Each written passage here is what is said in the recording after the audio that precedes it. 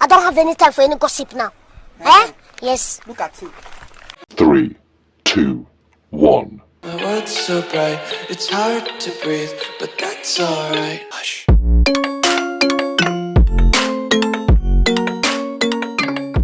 Hey guys, it is Tristan with Nerdettes Newsstand, and today we are going to tackle the Warner Media merger with Discovery. Now, I want to talk about this a little bit and where it leaves DC Comics, where it leaves the DCEU, where it kind of leaves everything. And it's not new. Honestly, DC Comics has been sold 4 times. They were first sold long ago, from National Allied Publications to Detective Comics, then Kinney Publications to Warner Communications, and AOL. Wow. Remember when everything used to be You Got Mail? Okay, anyways, from AOL to Warner and then AT&T, right? So now Discovery. Now this is going to put a really strong foot in the streaming services, and that's a huge deal right now.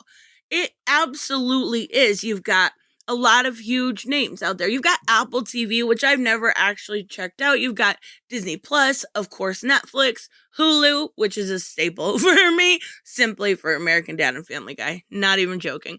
And then you've got HBO Max, which unfortunately did not do so well. If it had done well, it's unlikely we would be having this conversation, but AT&T never, ever knew what they were doing. They are a telecommunication company. Did they know what to do with a media conglomerate? And did they know where to put it? Did they know how to make characters unique? Did they know how to release a streaming app? Instead, they made it, it wasn't even worldwide. Now, they've been a bad overlord, right? And this was huge, absolutely huge. It's along the lines of something like Disney Fox, but inevitable. I really think it really, it needed to happen in order for the companies to grow, whether it is creatively or grow as a conglomerate. It needed to happen. Basically, this spinoff allows AT&T to have the products they want made without worrying about ponying up the cost, right? And I do think it's likely they do own, they sold off Warner Media, yes, but they own 71% of it. So it's a merger of sorts, and they still own a good chunk of that. Do I think they're going to keep that? No, I don't. I think it is eventual that they will sell to somebody like Comcast or, there's a couple other out there, right? Viacom, but that also kind of goes into antitrust laws, and there's a bunch with that. Of course, this isn't approved, right? This is going to be the most rambly video. I apologize, but this allows them to make those products without paying for those products, because as we'll see in the article we go over from the Wall Street Journal, that is going to fall on Discovery, and they have that all planned out. They actually have that money available, right? So also, Discovery has so much more money and a much better infrastructure available to this company to put it out there. They have a lot of lifestyle stuff. We're going to talk about that. They have a lot of different stuff they can add to a streaming service to actually be able to compete on a level where you can combine these, or you can have them separately, have a, percentage off if you have both, where you have all different types of content, not just more of the higher quality movies. Is not, we had some shows, but mostly what we saw with HBO Max was a lot of movies. You had a few animated shows that came by the way of Cartoon Network and such, Adult Swim. All of that is still going to happen. All of that is going to be able to be done on a global scale now, because Discovery Plus already has that global streaming service. And that's a huge deal right now, right? So it's expected to be finalized in about a year. And I'll throw the article up here. It's not finalized, right? They have to go through the government and all that fun stuff. But it's expected to be finalized in about a year, towards the end of 2022. So you'll probably see those effects starting in the media side of it in about 2. Now, it actually makes sense with a couple things as far as the DC Comics side of things. For one, we're seeing Flashpoint that comes out November 4th, 2022. And that's going to reboot the whole DCEU.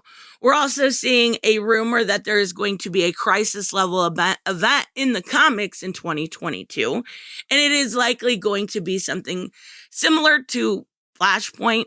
And we'll see that grow from there on out. And I think that's probably why we're doing this whole like omniverse in the internet, right?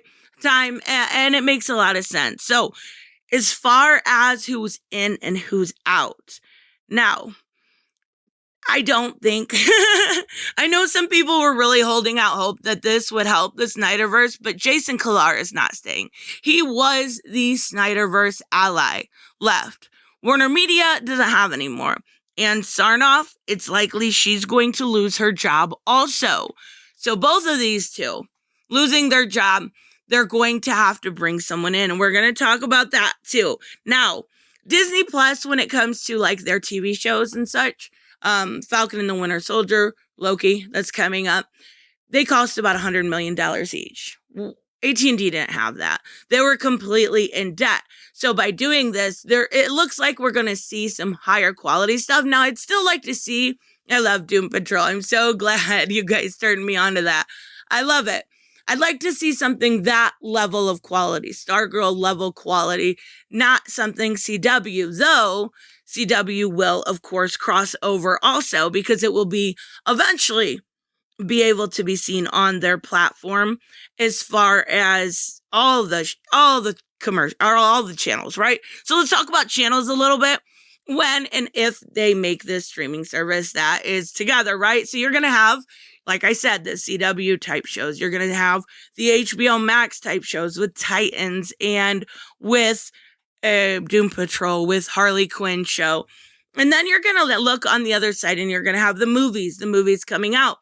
And I do think Jason Kilar really upset some people when he did the whole day and date thing. I loved it because I could see this stuff at home.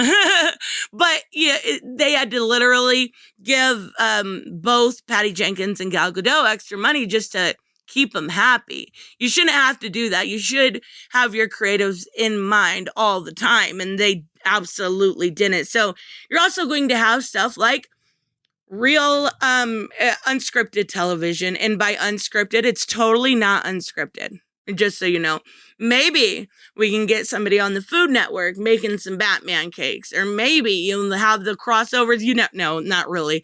There really won't be a whole lot of that. But you've got stuff like HGTV, the Oprah Winfrey Network, TLC, Cartoon Network, right?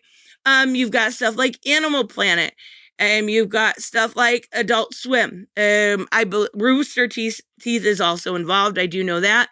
You've got all of these sports, and there's a lot of sports. So you're going to have something for a streaming level price that has reality shows, that has food shows, that has superhero shows, that has crazy, not necessarily superhero shows, but comic shows, right? And then you're going to have stuff also like all the sports you could possibly want. And I believe that's here down at the bottom. So what this is going to really impact is the fact that it's going to be almost very similar to cable at streaming level prices. That's awesome. That's really awesome. And even they're saying they've got the National Basketball Association. They've got March Madness. They've got the NFL or NHL stuff. They've got a lot. And this is going to be huge. And this is just going to keep growing. Now, of course, it's likely if you're listening to this, you probably wanted to know what I thought about the comics division. It's not an issue, right? It's, yes, AT&T still owns part of it. Yes, it is likely, very likely that now that, when it was AT&T, it was a lot bigger. So AT&T didn't care about profit. They didn't care. It didn't matter. Why this is really good, in my opinion, is it seems like Discovery will, being a little bit smaller, they're going to have to keep kind of more budgeted. So they'll have to care if they profit. So if they don't profit, they won't be able to continue, meaning That's a huge win, in my opinion, for fans, because they're going to have to go back to capitalism.